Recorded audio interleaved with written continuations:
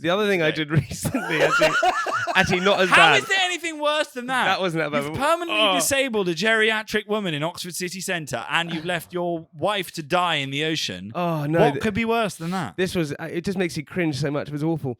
You run over a child? Like, No. what? How? I interviewed Brad Pitt recently. Anyway.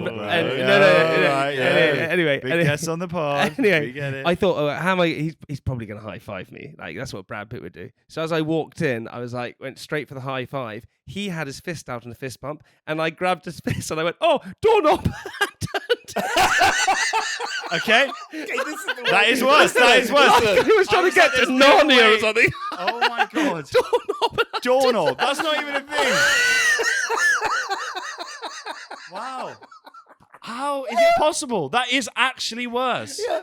Why the f*** in his hand was a doorknob?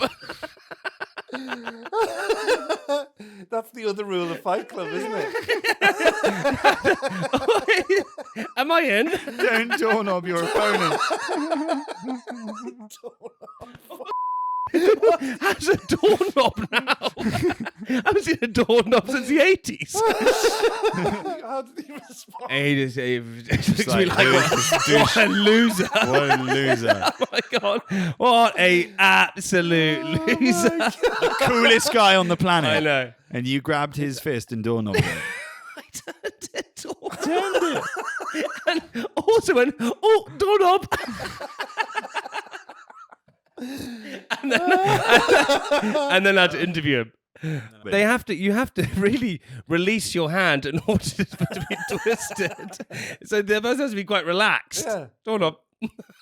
That's funny. I actually had a fist bump situation when I met an A-lister, LeBron James, the basketball player. I met him during the Olympics in 2012, and I was in a hotel, and he was there in the same hotel because the US basketball team were there, and I was in the bar talking to some of the US women's basketball team. They're like, "Do you want to come meet the rest of the American players who are all hanging out in the bar?" And I went over to meet them, and I didn't know anything about basketball other than through kind of Space Jam. That's where my interest in basketball ceased. But I knew LeBron. He was about the only person that I knew, and I recognized him the minute he walked over. And he came over, and the lady that was introducing me was like, "This is LeBron." He was like, "LBJ," because that's what he calls himself. And I was like, "JW." And I held out a fist bump, and he held out a hand to shake my hand. And then he went to a fist bump, and I went to a handshake. This happened 3 times. So I was eventually playing basically rock, paper, scissors with LeBron James. And I opted, I didn't know about the doorknob. I just sort of patted it. Just patted his fist, just gave it a little pat. Hell, so he already thought you were a prick. And then you patted his hand. LGA. And I've never called myself JW before in my life. JW. Ever again. JW. You didn't say Papa JW. J-Dubs. J-Dubs. And then a quick game of rock, paper. And then a tap at the end. Still tap. Still tap, tap. Oh, but if that ever happens again, I know what I'm doing. You doorknob it. Doorknob. So we're talking about loved ones. And I wanted to start by talking about a story that involved you as well. I booked a lovely romantic getaway with the love of my life, Roxy, and we traveled to the Maldives, and we got onto the plane, and it was a 10-hour flight, and we flew all the way there, and then we landed in Malé Airport, and we got on another plane, and we drove from the airport to the harbour, and then we got on a boat. It was the longest journey ever, but it was worth it in the end because we got onto this island and it was absolute tranquil paradise, the middle of nowhere, so remote. And we were on one of those cabanas that was out over the ocean, and we walked out into this cabana, and I took off my clothes and I went out onto the terrace, and it was just the quiet, like the sea just gently rippling, and the cool fresh air licking my face. And I thought, this is incredible. I am here and I've never felt more at peace in my life. And then I heard, "Oh my God, hey hon." And I turned to my left and I saw you with your eating grin standing on the terrace of the cabana next to me, waving over. I was like, oh my God, Jamie Laing, who lives down the road from me in Notting Hill, the guy that when I see him in Notting Hill walking towards me on the pavement, I quickly put my head down and cross to the other side of the pavement because I don't want to have to stop and have a chat and catch up all of the time because, you know, it's awkward. Anyway, I'd flown to the other side of the world to avoid you, and then you're there in the cabana next to me, and I walked straight back into the terrace. I blanked you if I remember, and I said, Boxy, you're never going to believe this. Jamie Laing and Sophie are staying next to us in the cabana right over there. She was like, oh, calm down, Jack. You know, we'll probably bump into them in the restaurant, but it'll be fine. We're on our own holiday. There's plenty of space. I went into the toilet. I was so annoyed. I was sat there on the toilet, and I looked down, and these toilets in the bathroom had a big glass floor, so you could look down into the ocean. It was actually quite relaxing. You could see the fish swimming around and the coral beneath me, and as I was having my angry poo looking down into the ocean, you swam underneath the cabana doing a little bit of the old backstroke with your goggles on, waving up through the glass floor of the toilet. Hey hon, we're gonna have so much fun. Yeah. Romantic getaway ruined. It was the greatest moment ever, realizing that he was there. It was, and just realizing that he had come with just him and Roxy. I think it was our first romantic getaway ever. Yeah. And I was with all my family, everyone there. And even the person said afterwards, I think one of them said, oh, you're next to Jack Whitehall. And I went, I know, and I'm so pleased. And he was everywhere. We go down for breakfast. So we're like, if we go there at 5 o'clock, no island, one's going to Jack. be eating breakfast at 5 o'clock. We'd go in there. The only two people eating breakfast at 5 o'clock was Han and his girlfriend, waving at me again. What are we doing today? Bit of scuba diving? No, we're not doing anything together because I am on a romantic getaway with my girlfriend. You're on a romantic getaway with your girlfriend. We're going for a couples massage. I'd go to the couples massage. They'd lead me into the room. I'd be on the bed. All of a sudden I'd hear, hey, hon. He'd be popping up. You know that little hole they have in the bed for the massage? I'd look through that and Jamie would be there lying underneath it. It's actually the worst thing in the world when you go on holiday and all you want to do is have a nice time and you see someone that you know, especially if they're with their family. It's like and also you had arrived first, so you had set the grounds. Yeah. You had like peed over your cabin. Yeah. You had gone, this is my territory. Then I step in. Yeah. Oh no, it's not, big guy. I'd certainly peed in that little patch of ocean that you were swimming through when I was having my bathroom break. No, I'm exaggerating for comic effect. It was, of all the people that I could see there, you were definitely not the worst. Did you? Sorry, that started out as a compliment, and then I was like, I need to just like rein it in a little bit. Weirdly enough, that was our first romantic holiday we had together. Yeah, that's what you and I had, as in you and I. Not our first romantic holiday. It was our first romantic holiday we had together. Oh, Roxy, I love you. Yeah. Me and you, No. we flirting across the water every time. It was amazing. I have actually had to change pharmacists. He's very old, and he is this, I'd say he's got to be in his 80s, white South African guy, and he's deaf as a post.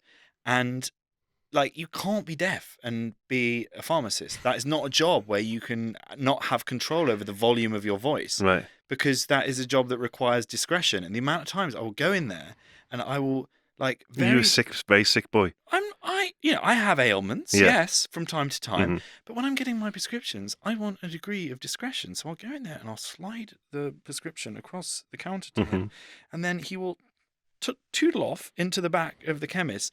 And then with all the other people waiting for their prescriptions as well, all of the neighbours and the people that I live, around and see all of the time, he will then start like shouting back across the chemist like he's working in Billingsgate Fish Market. He'll be like, Whitehall, we only have 100 millilitres of the cream for genital warts. Shh, shut up. Inside voices.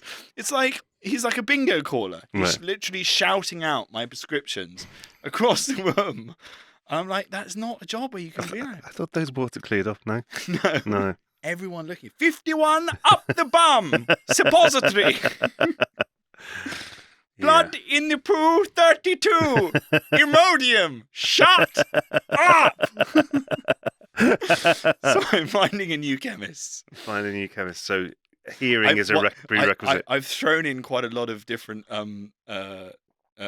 medications there. Yeah. To bury the one that I actually was getting. was So real. you will never know. Right, But it wasn't right. all of those ailments. Oh, I just thought only one of them. I'd I assume was that it was picking all up of that them. it's not all Yeah. of them. I've had all of them. What? I've had all of them. Yeah, you were sitting a little uncomfortably. I Yeah, I wondered. still am. This is a pretty outrageous story. Is it? And often you question my stories. This one can be fact-checked because it actually ended up in the newspapers. And if you Google it, you can read the story yourself. Right. That's how outrageous a story it was. Okay. It ended up in the national news. And it was an exam at Marlborough College. Right. And I was sat in this exam.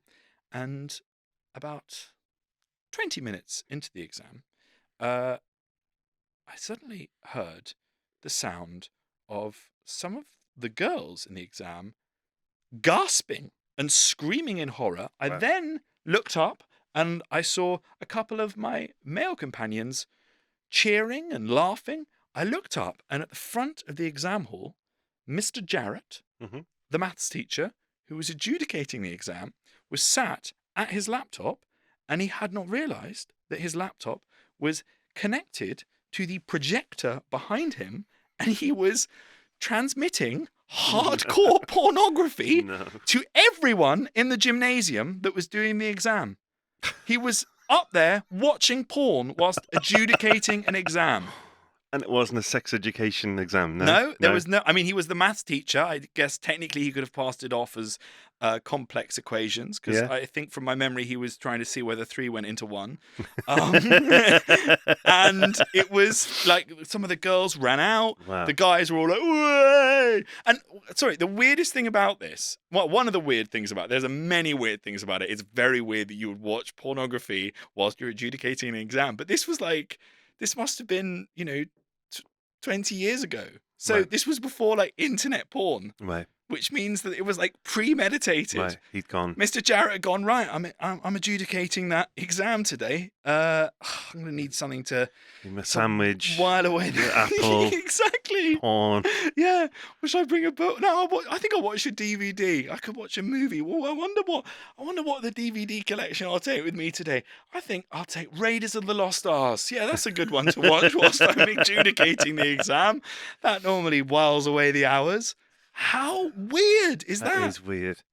But I will say this: everyone that was in that exam Passed. got a pass. Did they? So you knock his methods all you like, but Jarrett, he had some of the the highest success rates of any teacher at that school. Was it your A levels? It was GCSEs. So it wasn't GCSE. your A levels. Wasn't my A? No. See? Yeah. See what I did?